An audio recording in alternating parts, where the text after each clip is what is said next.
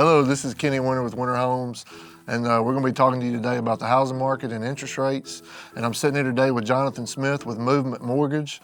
I've been a home builder in North Alabama for the last 22 years, and you've been a mortgage professional for how many years? This is my 20th year in the business.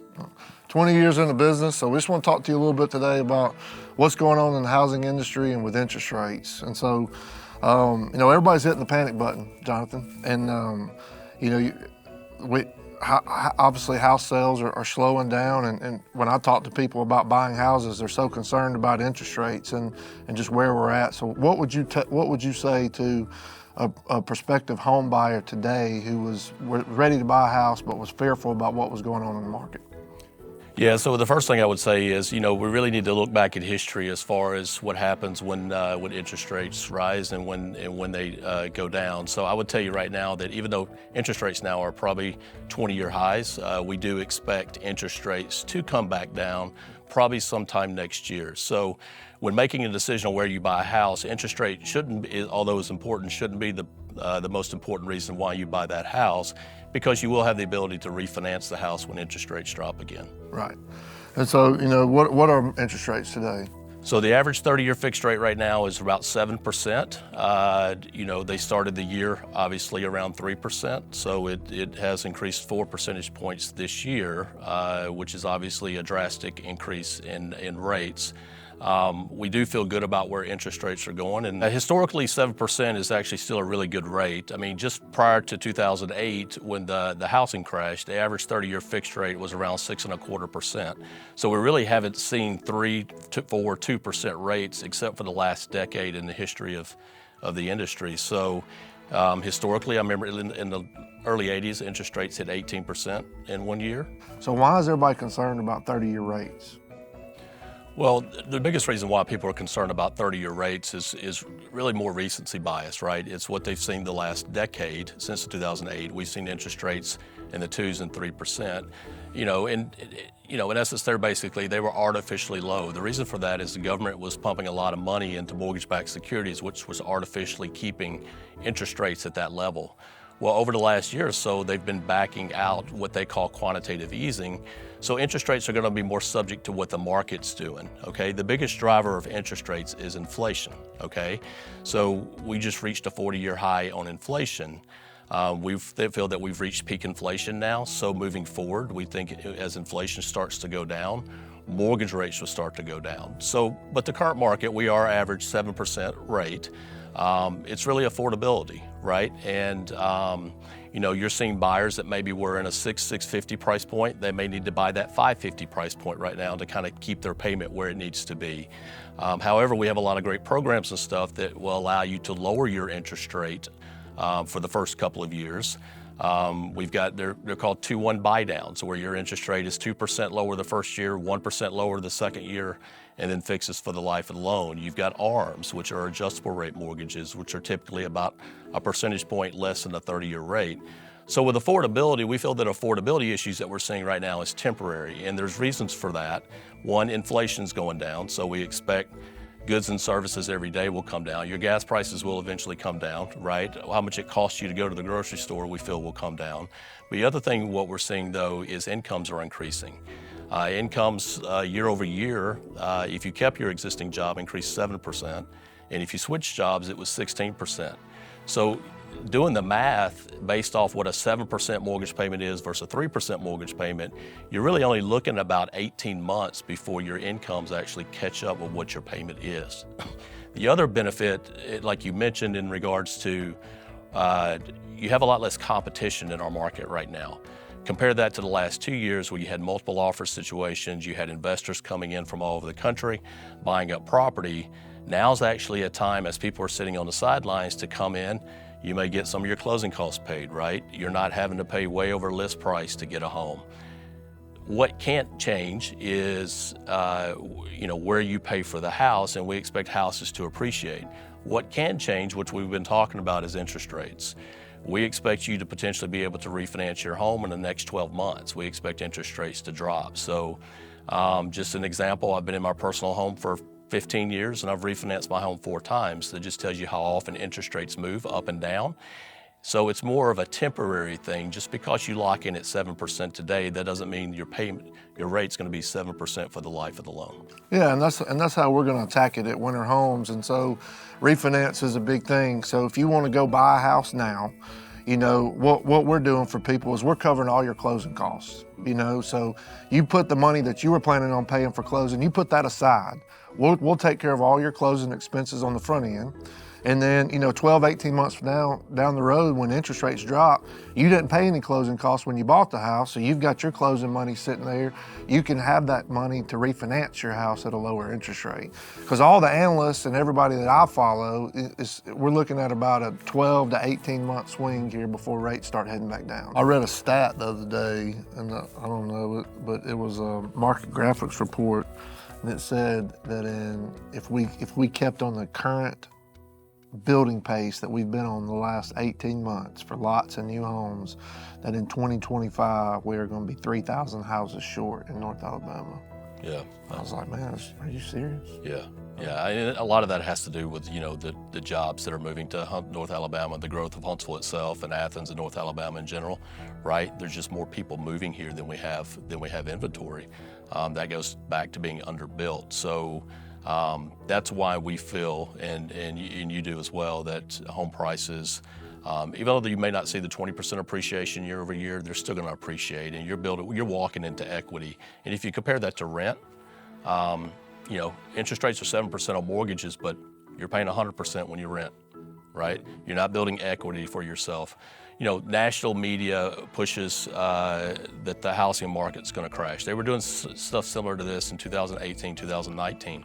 I can tell you the people that bought houses in 2018, how much wealth they created for themselves by owning that home over the last 2 years, because you saw 20% appreciation year over year.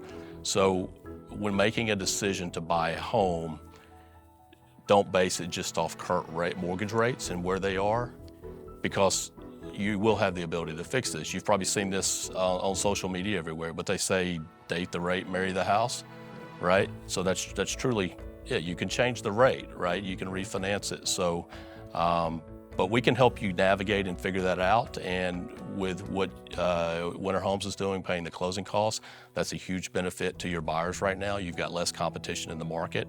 So you know, now I feel is a great time to buy a home.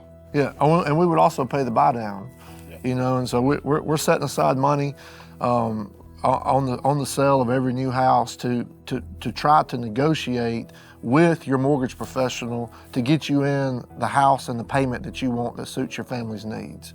And so closing costs or whatever the buy down expense would be, you know, there's several programs out there. So that's what I was saying a minute ago. Give us an opportunity to work for you. It's free, doesn't cost you anything.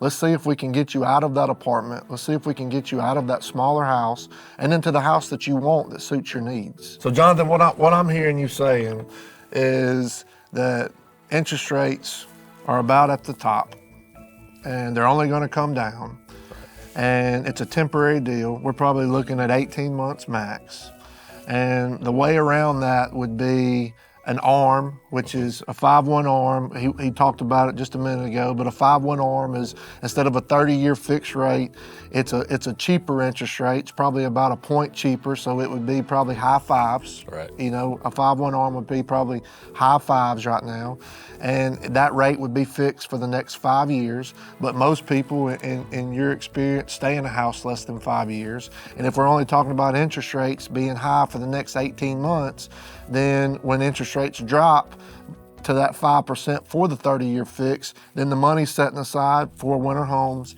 to refinance your house with Jonathan. Yeah, that's exactly right, right? You've got to look big picture when buying a home, right? Not necessarily where we are now, but where we are moving forward in the future to kind of help your buying decisions, right? So home prices are going to be more expensive next year. You're probably going to get the opportunity to refinance your house at some point, lowering where interest rate is. Your incomes are going to go up, and you're also going to have more competition in the market next year when interest rates drop. Because there's a lot of pent-up demand right now, people sitting on the sidelines that will immediately jump back into the market as soon as interest rates drop. So you want to beat them to it, because you can go ahead and block in that sales price of that home today and then change the rate later. You know, I've been in this business 20 years, went through the housing, the mortgage crash of 2008, right? We're in a completely different situation now than we were then. The biggest thing is, really the biggest thing is supply demand, which I'll talk about in just a minute. But back then you had a lot of loose lending. You had a lot of people with negative equity. Occupancy rates were at all-time low, meaning that you had homes, people owning multiple homes that they didn't have renters for, okay? The supply-demand issue, just read a stat this year that compared to 2008, we have 14 million more households and 3 million less homes. So back then, it was kind of the perfect storm. You had a lot of negative equity, meaning people were upside down on their homes because of the types of loans they were taking out.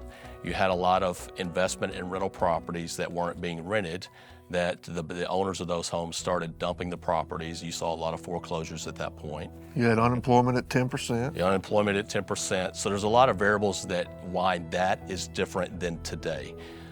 What makes headlines is housing crashes, right? But in reality, we're in a completely different situation. Occupancy rates are historically high, right? So it means you have renters in these homes. We're undersupplied of homes. Lending has been tighter the last 10 years than it has been probably in the history of mortgage lending. So you have a ton of equity. People have more equity in their homes based off the appreciation rates the last 2 years. So you're not going to see the foreclosures that you saw back in 2008 to the extent that you did then, you know, just because of people need a place to live and they're renting these homes and they can make the payments. They're locked in at 3% mortgage rates.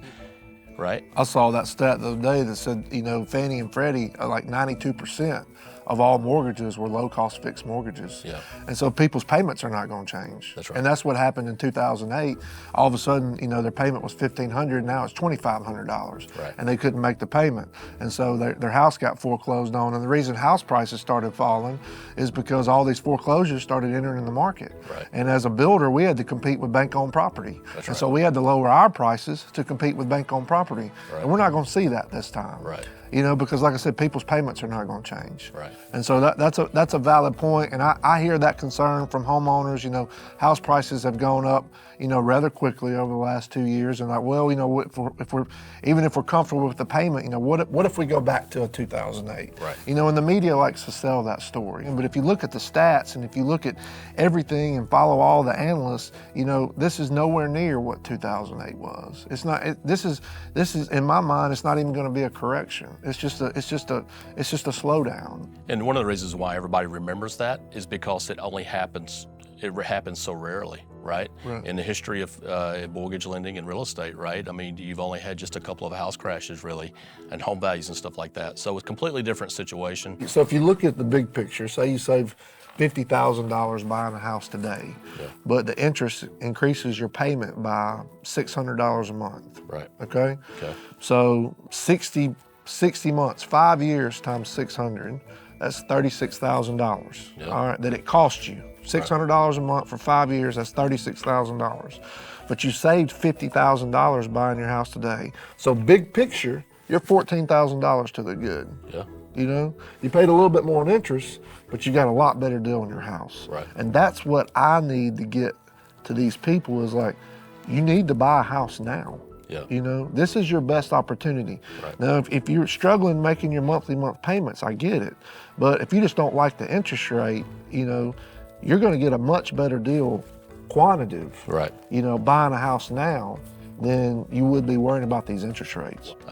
Just because there's less competition. You're getting seller concessions right now, which significantly adds up. The one thing that you can change when you buy a house is the rate, Yeah. right? But you can't change the purchase price. Can't change the purchase price, right? Or you can't change, you know, the benefit of the, you know, the several $1,000s that you're getting paid in closing costs, right?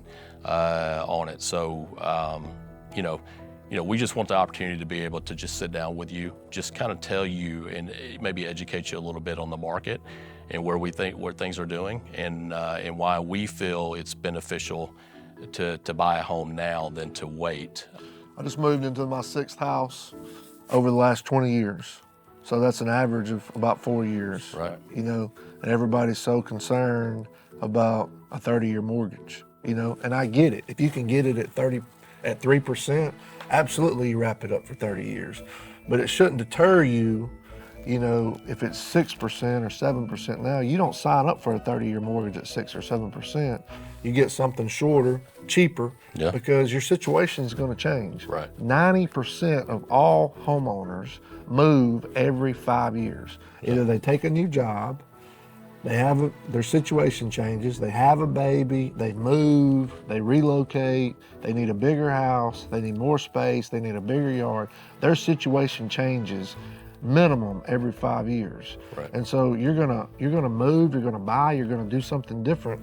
So why are you so concerned about what the 30-year rate is? Let's look at the 5-year rate. Right. You know, what you said is in the high fives right now. Right. Let's look at a 5-year rate. And if rates come down over the next 18 months to 24 months, then we refinance. And we've given you the money to set aside to refinance. So it doesn't cost you anything. Right. And so that's what we need the homeowners to hear. So, Jonathan, thank you. You know, I appreciate you coming on set with me today and talking to the people of North Alabama. 42 years combined experience. We've been doing this a long time. So all we're asking for is an opportunity for you to come sit down, meet with us, see if we can find the payment and the plan that suits your needs so we can get you in the house that you want.